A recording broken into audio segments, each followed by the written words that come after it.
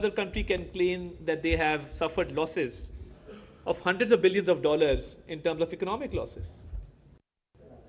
And we're a nation where not only officers of our armed forces, Jawans of our armed forces, law enforcement agencies, civilians, but our children have given sacrifices. You've seen the APS Peshawar attack. You've seen the attack recently on a school bus in Khuzdar in Balochistan. No other nation can claim that their children have also laid down their lives in this war against terrorism. So what was the difference? As rightly pointed out, before the May 2025 war and right after the war, it was great diplomatic efforts, reaching out to friendly countries and clearly explaining the situation that we are faced with. And it takes skillful diplomacy, and it takes a lot of courage and effort to get the message across. So I think those diplomatic efforts must really be acknowledged.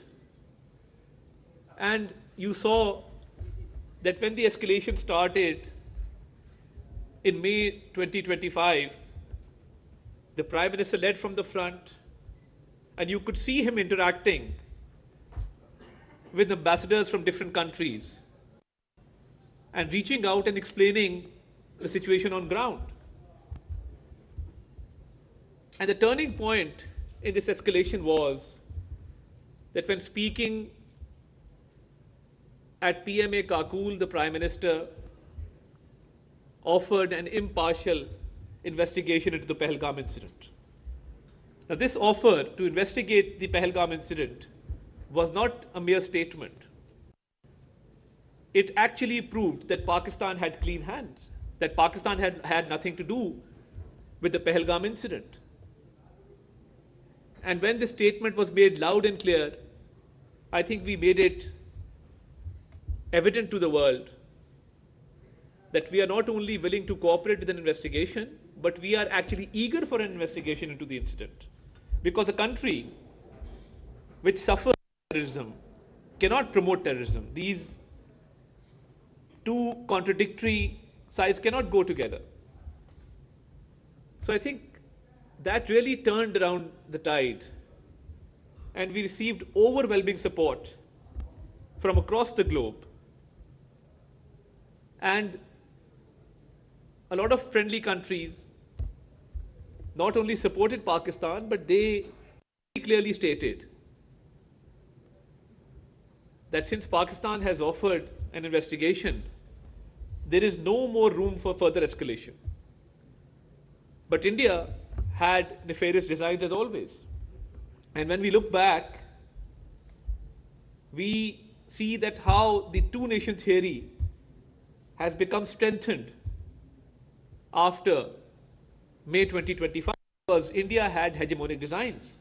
India had this false notion of rising India, this false notion of being the leader in South Asia, or if I may be allowed to say, a bully in South Asia. But Pakistan, as always, proved to be a balancing factor in this region, a neutralizing factor in the region, because a war which we never desired was imposed upon us. And when that war was imposed upon us, we've hardly seen this kind of synergy and cohesion. The whole nation came together behind our valiant armed forces. And we rose above our political differences. Yes, there is a political divide in the country. Yes, there is polarization. Nobody can deny that. But when we were faced with an enemy who wanted to prove its military dominance in the region, we came together as a nation. And the nation, united as one, gave a befitting response to the enemy.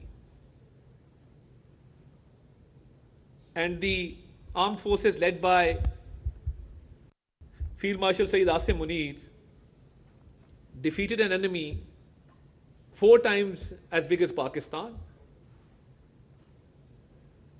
And India suffered a humiliating defeat. which they are still not able to digest. Just a few days ago, I did a press conference in which we revealed that they're still trying to hatch certain conspiracies. And a fisherman from the high seas was caught by the Indian Coast Guard and was tasked with a certain assignment to procure certain uniforms so that they could pin an incident on Pakistan, another false flag operation, which we highlighted just a few days back. So they're always trying to conspire against Pakistan. Our military response was befitting, that within a few hours, they were compelled to a ceasefire and they requested for a ceasefire.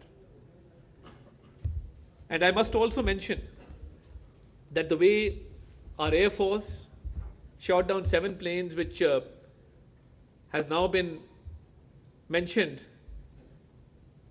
more than a dozen times by the US President himself, that is a clear evidence of how our Air Force, led by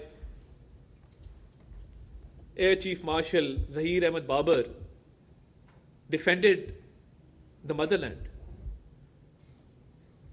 So we proved our military dominance, that we were never desirous of a war, but when war was imposed upon us, our armed forces gave a befitting response. The whole nation came together, politicians, the entire country, the whole media.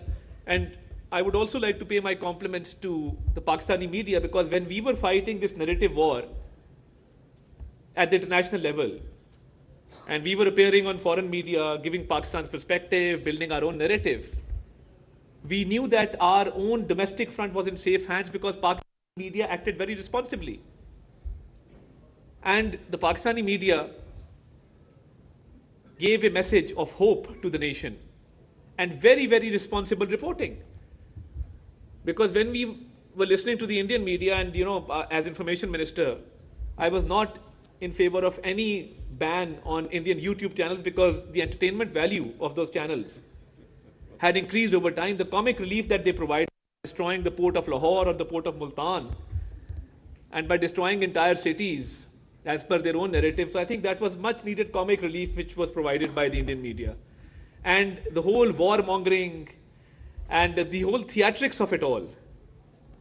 So I think when somebody suggested to me, one of my officers came and they said, why don't we ban the Indian YouTube channel? I said, no, we must not do that. We must provide this comic relief to our citizens. It is much needed in this stress. And what we did was, one of these young employees of the digital communication department came up to me and he said, I have an idea. And in this way, we can air our national songs and patriotic songs and images of our armed forces and the Pakistani flag in India. I said, go ahead. So he came up with this plan. And when those videos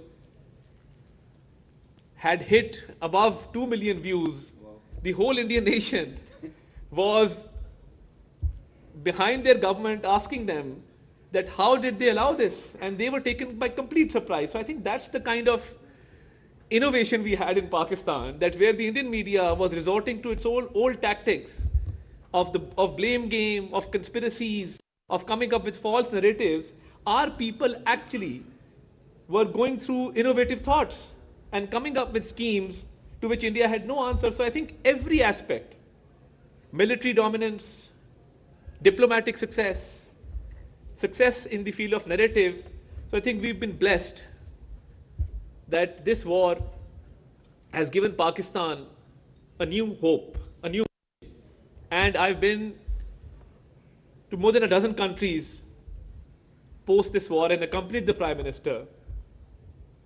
I can tell you for sure that the respect that we've received and the way that we've been honored everywhere, I think we as Pakistanis are extremely proud. And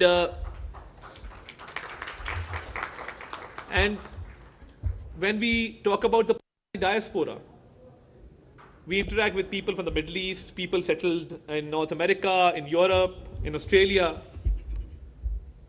The way these people are treated has also been changed. So they also go out with a new hope, with a new vigor.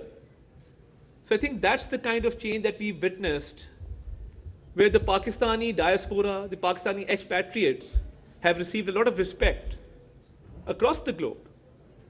And who can forget that right after the war, we saw images on social media of people celebrating Pakistan's victory on the streets of Istanbul, on the streets of Baku, elsewhere in the world. So those were very heartwarming images.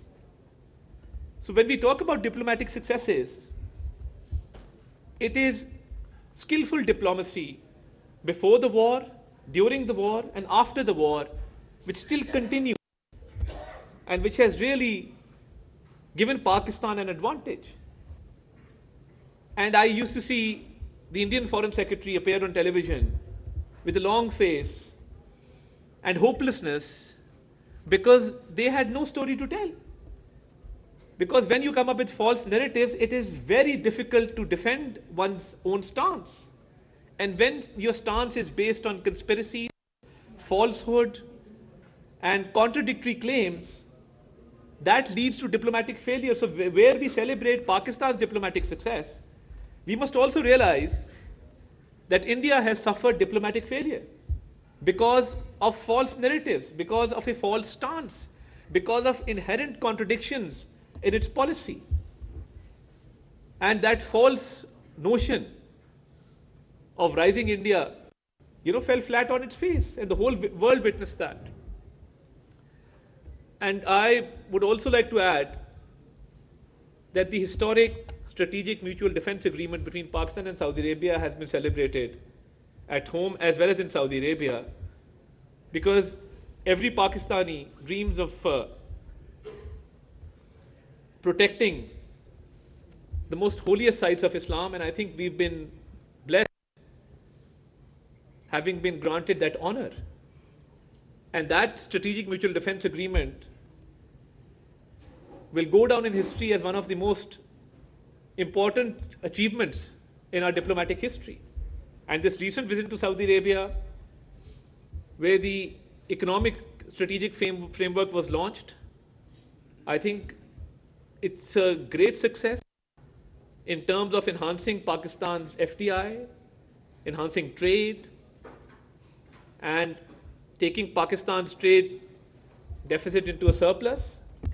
So I think Pakistan is now open for business. Pakistan has a good story to tell. And we see the economic turnaround, which has been positively leveraged, and countries around the world are seeing Pakistan as a good destination for investment. So I think once, right after May 2025, when the tide turned and we were blessed with a victory, the way forward now is to engage the global community, to invest in Pakistan, and to open Pakistan's ports to Central Asia. And our dear ambassador from Uzbekistan is here. And, they're very keen to access Pakistan's port for their own trade. So I think we must work tirelessly to ensure that we get maximum benefit from our seaports. We've been blessed with warm water ports, and encourage more foreign direct investment in Pakistan and use our diplomatic skills to reach new heights in the economic field.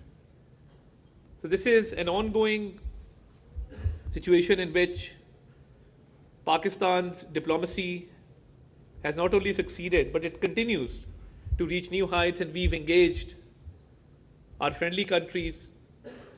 And I would also like to pay my compliments to the Prime Minister because of his personal rapport and chemistry and the way that he's engaged world leaders in this entire situation. I think kudos to him. And even recently, when President Donald Trump asked him to speak out of all the leaders of the world who were present there, so I think it was an honor for Pakistan, and especially for Pakistanis residing in the United States.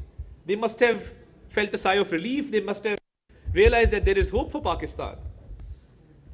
And I think behind these successes is the unity of thought and action between the civil and military leadership. I must acknowledge that. Without this unity, none of these successes would have been possible. And we hope that this unity continues so that Pakistan, which has rightly claimed its place, a respectable place in the community of nations, can prosper, and the people of Pakistan, wherever they may be in the world, can walk with their heads held high that we are Pakistanis and